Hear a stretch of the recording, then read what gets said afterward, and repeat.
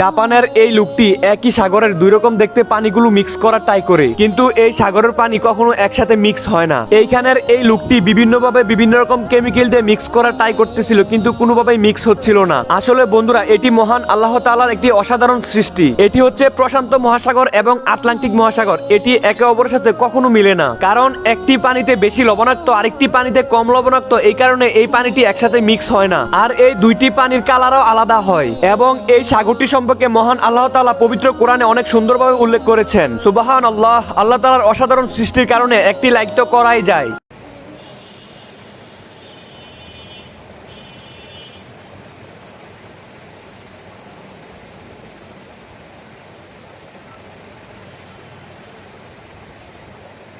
মাংস হয়ে গেছে না বিকেলে